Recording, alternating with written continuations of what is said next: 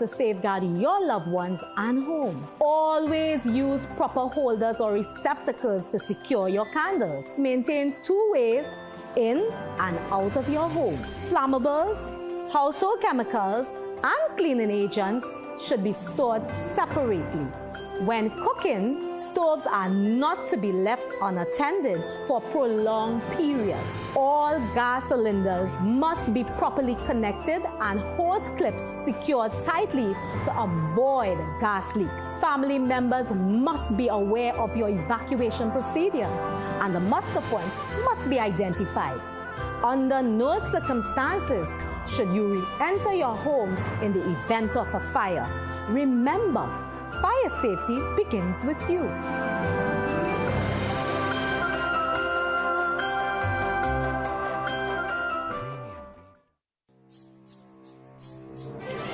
In this season of giving and sharing, the season where we show love and care to family and friends, we take this opportunity to wish you and yours a happy and holy Christmas and a prosperous and purpose-filled new year. May your season be filled with hope, love, and peace, and may your new year be bright, prosperous, and successful. Season's greetings to you from our family at Guardian Media Limited.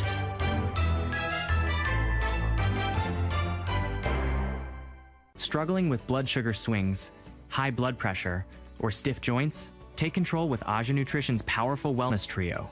Berberine Plus supports healthy blood sugar. Blood pressure support helps keep your pressure in check. And Joint Aid keeps your joints moving so you can stay active every day. Don't wait. Choose Aja Nutrition for trusted, effective solutions. Available at Pennywise and leading pharmacies nationwide. Feel better, move better, live better with Aja Nutrition. Visit Tire Clinic Marketing, New Truck and OTR Tire Service Center at number 30 and 32 Montrose Main Road, Chaguanas. Call today at 665-8973 or 672-3419. Alignment services available. Tire Clinic Marketing, Truck and OTR Service Center. A tire for every need. Time check. Courtesy Alive by Nature's Way. Distributed by H&J Enterprises Limited. Opposition urges rollback of traffic fine hikes as PM defends measures calling the country a lawless dump. Government extends vehicle import age, tightens electronic vehicles rules, and waives duties on select farm equipment. Former footballer killed as police probe 6 overnight shooting incidents. Coming up in sport, former West Indies fast bowler Ian Bishop questions whether Roston Chase remains the right choice to lead the Test team.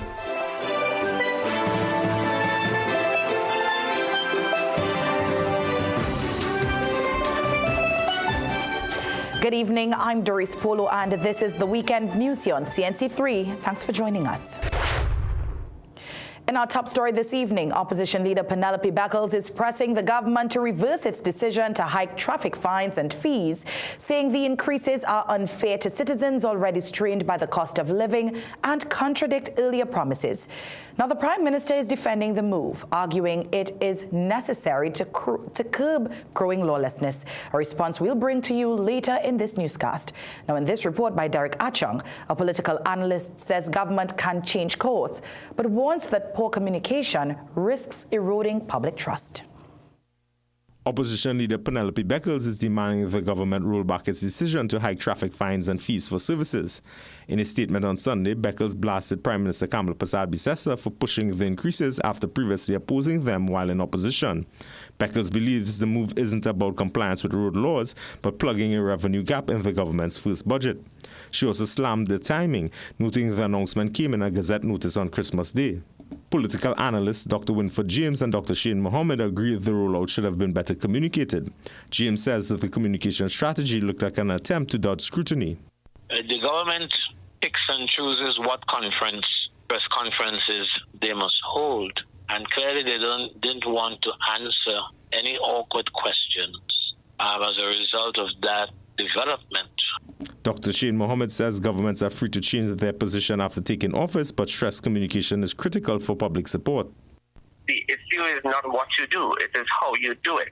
And then it is important that when you are doing certain things, that it should not be leaked.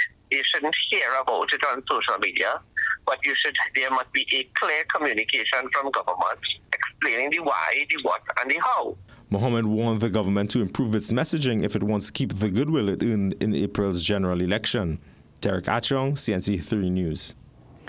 And former Works and Transport Minister Rohan Sinanan says government's new traffic fines prioritize revenue collection over road safety. Sinanan tells CNC3 News it is clear this administration made a mistake in scrapping the demerit point system without a proper plan to replace it. He says it has been a best practice worldwide in helping to trigger behavioral change.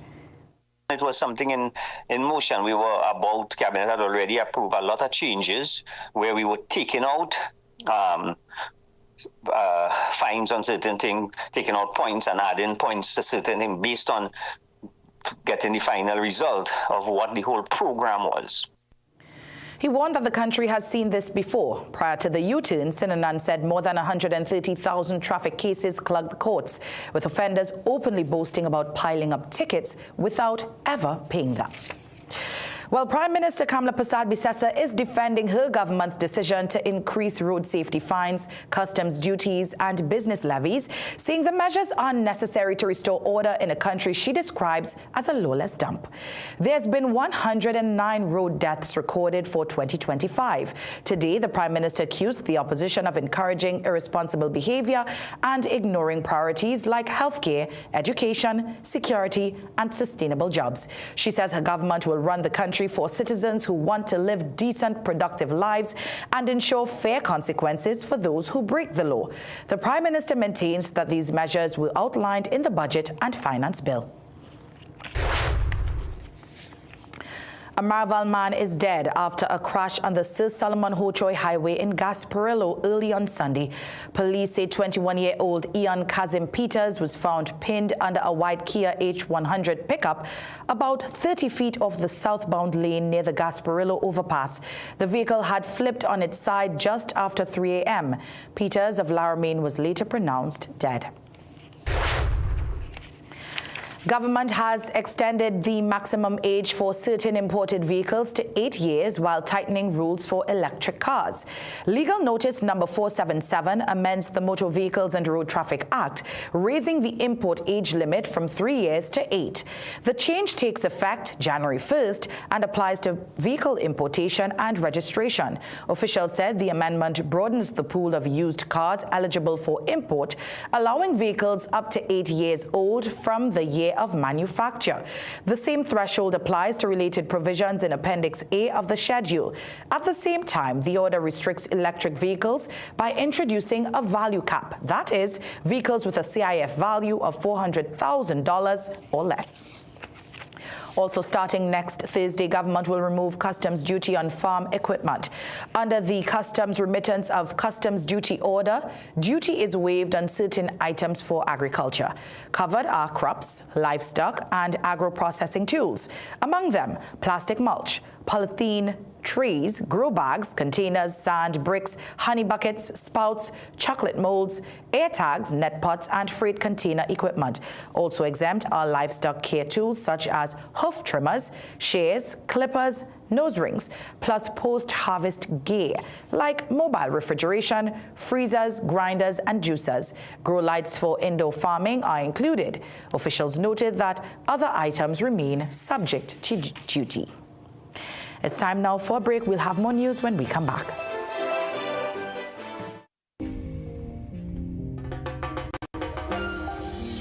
Watch the passion building and the voices roaring with the mission done and the game is won.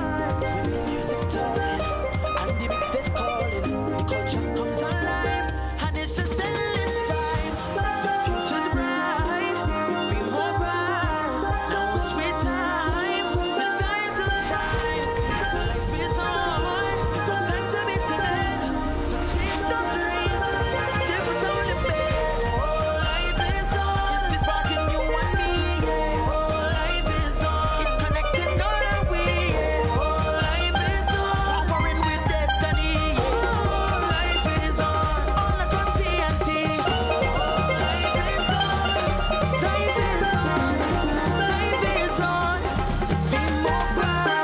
is on with B-Mobile. It's JD's exclusive Boxing Day sale. 33% off everything store-wide. 3 days only. Stores open from 5 a.m. JD's exclusive Boxing Day sale. JD's, Princestown, San Fernando, Rio Claro, Gasparilla Mall, and M6 Plaza Chaguanas. Your low-price headquarters, JD's. Right, so let's go. Let's try this. Oh. Let's get this. Let's get this. You mix. Oh. Worry about the recipe. It's ready. Not your investments. You're welcome. Thank you. Oh, this cake is delicious. Thanks, Mom. First Line Securities. Invest with us.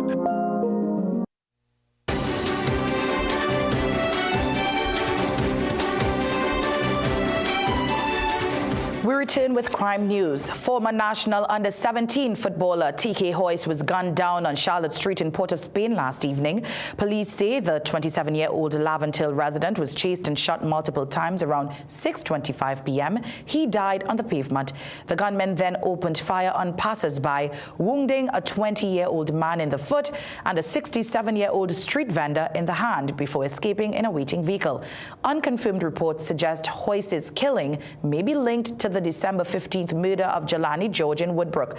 Hoyce was the son of Big Brent Miller, charged in a 2003 Movietown shooting.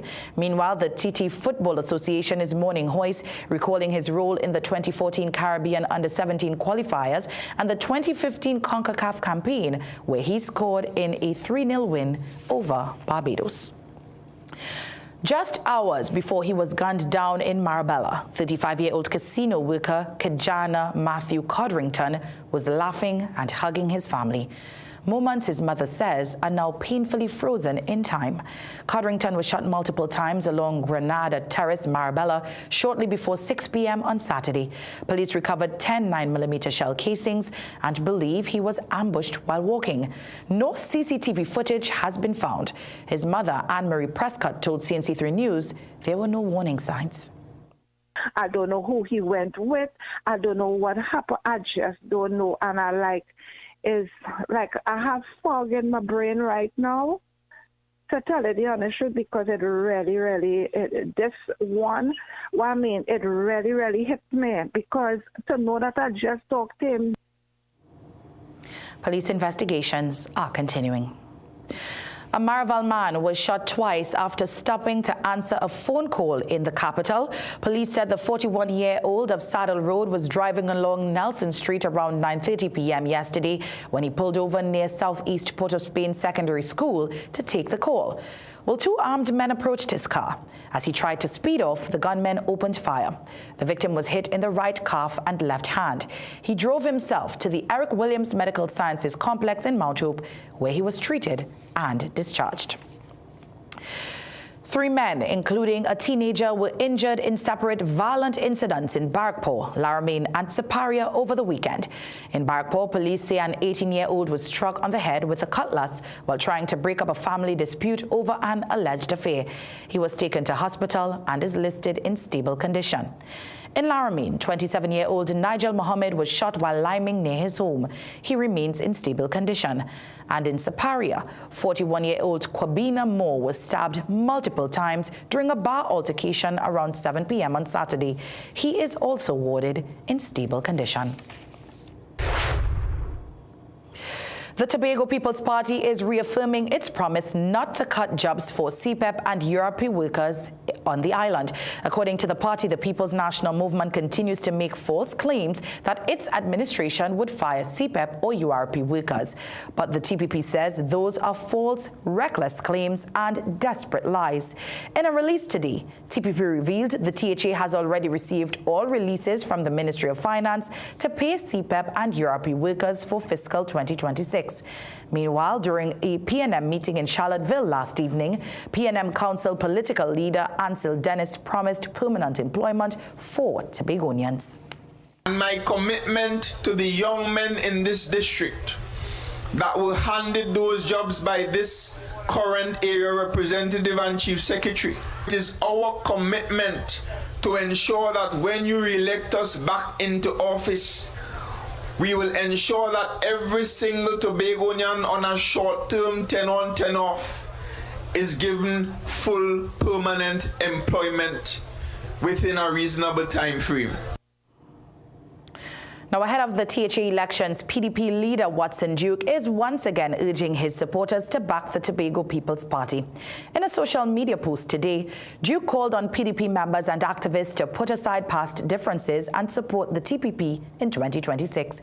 He admitted the goal is to block the PNM from returning to power in Tobago, saying this movement is bigger than internal politics and about what is best for the island.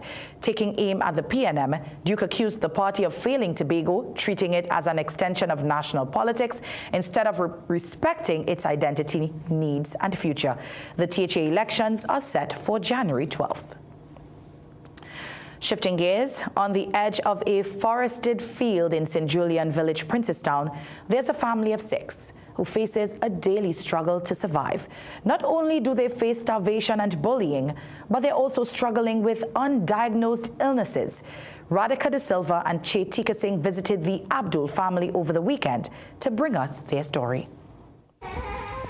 Beneath a leaking roof and above a rutted wooden floor, Savitri Abdul and her family try to make it through each day, sometimes without food.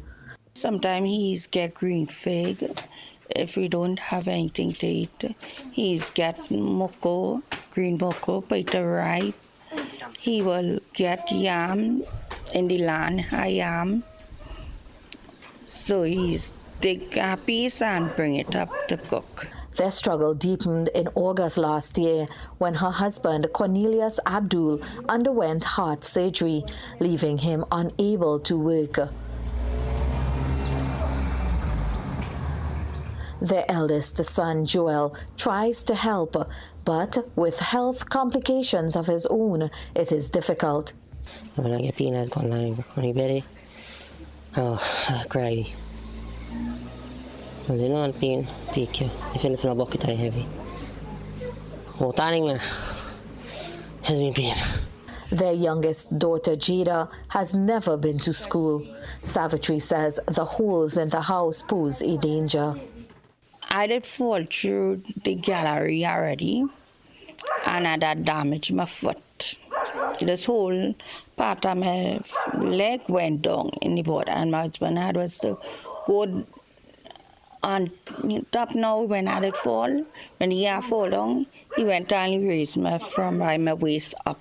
2 of the children, Joanna and Jessica, attend secondary school, but Savitri says they face bullying because of their circumstances. At times, they stay home when the family cannot afford transportation. Recently, chairman of the Princestown Regional Corporation, Gauri Rupnarayan, and Princestown MP, Dr. Aina Ali, visited the family, bringing food hampers and furniture. Dr. Ali says she intends to speak with the Minister of Social Development to seek further assistance.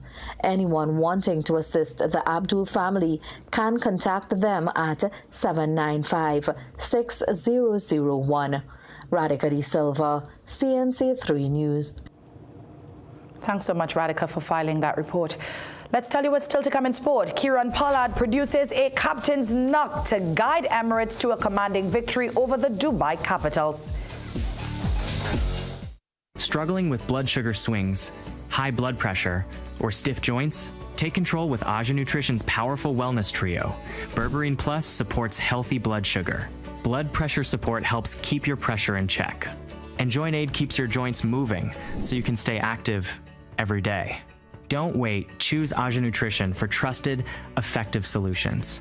Available at Pennywise and leading pharmacies nationwide. Feel better, move better, live better with Aja Nutrition.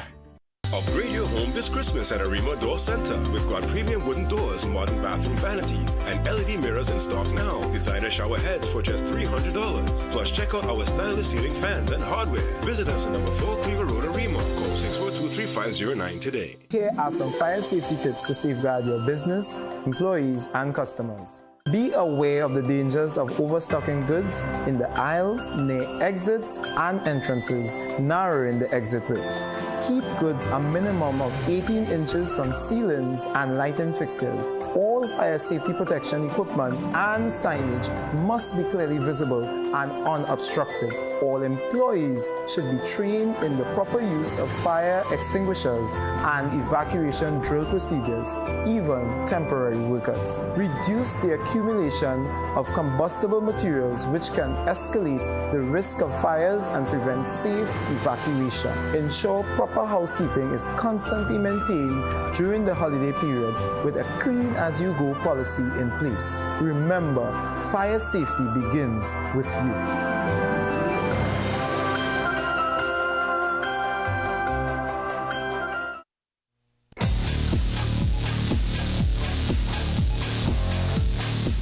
Welcome back. Starting with cricket news, former West Indies fast bowler Ian Bishop believes Cricket West Indies will soon be forced to decide whether Ruston Chase remains the right choice to lead the Test team. The West Indies ended their final Test series of the year with a 2-0 defeat in New Zealand, their third consecutive Test series loss in 2025, following defeats to Australia and India. Chase, who was appointed Test captain in May, has endured a difficult start in the role. In 16 innings as skipper, the 33-year-old averages under 14 with 9 single-digit scores and a highest of just 44.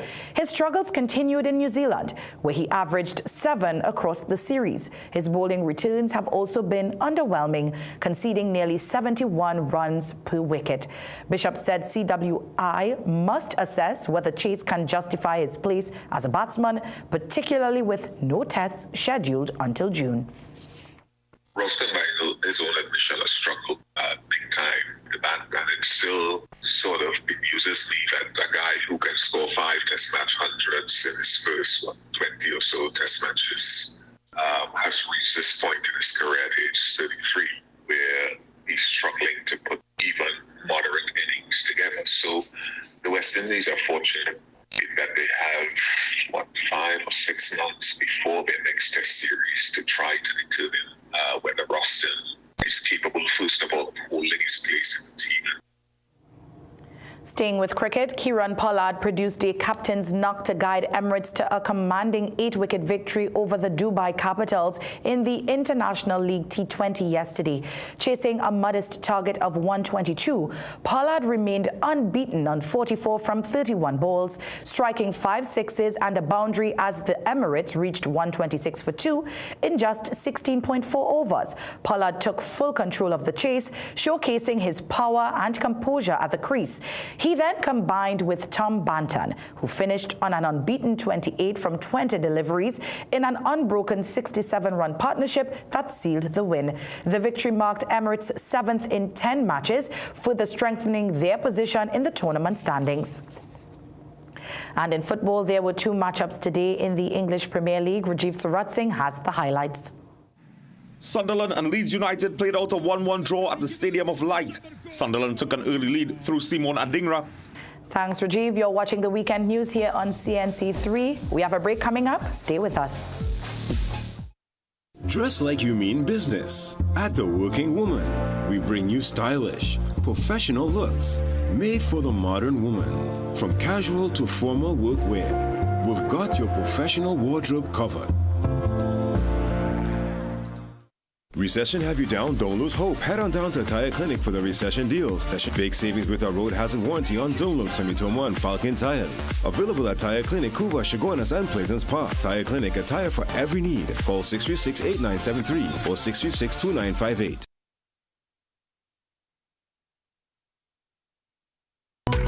The Israelite Church of God in Jesus Christ, teaching the truth about God's people, God's plans, and the secrets of God, all written within the pages of the Holy Bible, which is the Word of God. Watch The Hidden Truth every Thursday at 5:30 a.m. to 6 a.m. on CNC3.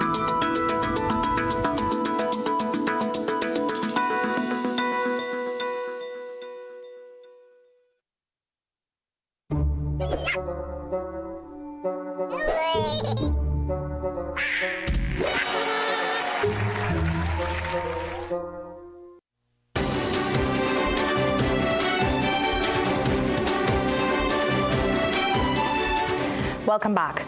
Police are on the lookout to enforce Trinidad and Tobago's new fireworks laws. The TTPS confirms the Fireworks Regulations 2025 are now in force and urges citizens to stop the improper, unlawful or unsafe use of fireworks.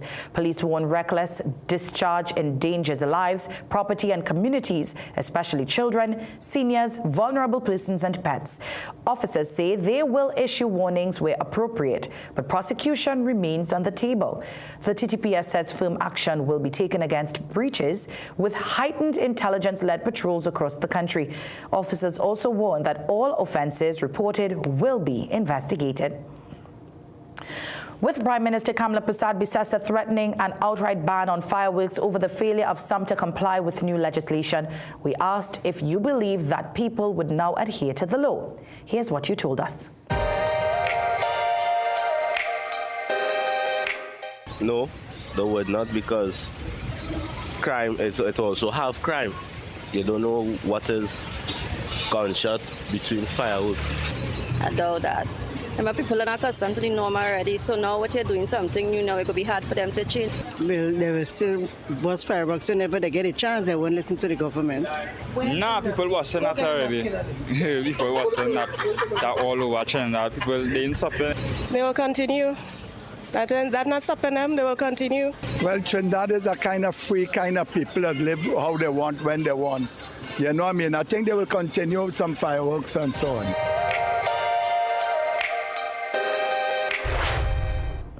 Police arrested a St. Joseph man after he tried to buy iPhones with counterfeit U.S. currency. Investigators said the 20-year-old from Farm Road went to Best Buy Cellular on Chaguanas Main Road on Christmas Eve. He purchased 4 iPhones totaling $27,000. The suspect left with the phones before the store owner realized the U.S. $6,000 he used was fake.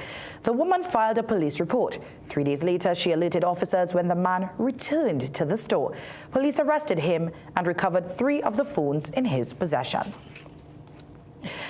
In other news, Movement for Social Justice political leader David Abdullah is warning government about what he described as a renewed United States imperial and colonial agenda in the Caribbean and Africa, cautioning that TNT's foreign policy posture has placed the country at risk and undermines regional unity within Caricom.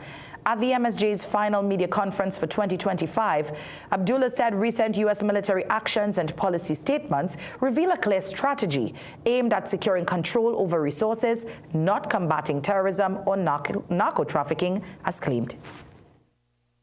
We would not need to be defended. We don't know against whom, but we do not need to be defended if we did not take up a position in complete support of the United States. In other words, if there was no radar, there's no military base, because we're now seeing a small military base in Tobago, then Trinidad and Tobago will not be a possible target in the event of a war that breaks out between the United States and Venezuela, because a U.S. military installation could be a target for the Venezuelans, not targeting Tobago, but they'll be targeting a U.S. Military installation that is located in Tobago. Abdullah condemned U.S. missile strikes on Nigeria carried out on Christmas Day, rejecting claims that they were aimed at protecting Christians from targeted violence. He also expressed concern that U.S. policies are deepening divisions within CARICOM, accusing the Prime Minister of weakening regional solidarity through public criticism of fellow member states.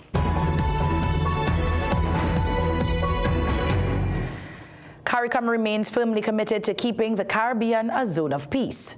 That assurance has come from outgoing CARICOM chair and Jamaican Prime Minister Andrew Holness in his end-of-year message. Holness says the regional body continues to strongly support the sovereignty and territorial integrity of all member states while maintaining a united front against transnational crime, including the trafficking of drugs, guns, and people.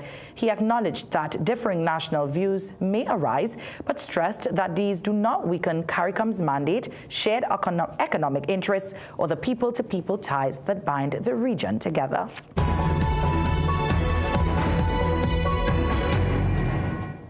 A powerful 7.0 magnitude earthquake has struck Taiwan, triggering widespread concern across the island and neighboring regions. The quake struck in the early hours, sending buildings swaying and forcing residents to flee into the streets.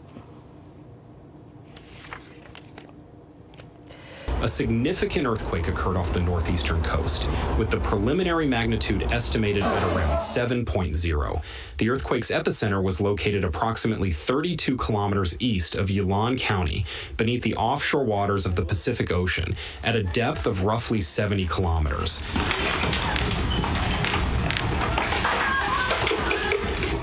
The depth and offshore location played a crucial role in shaping the overall impact of the shaking felt across the island.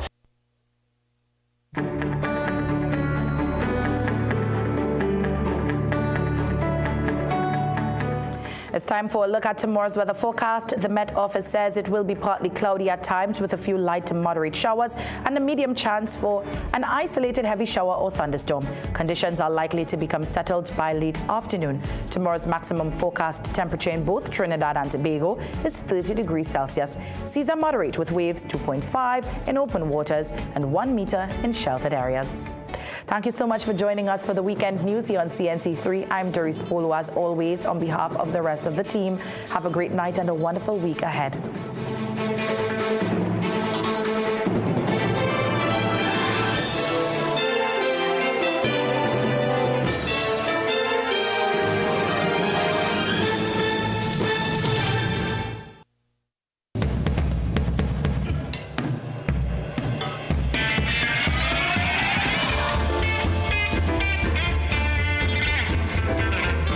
You're watching CNC3.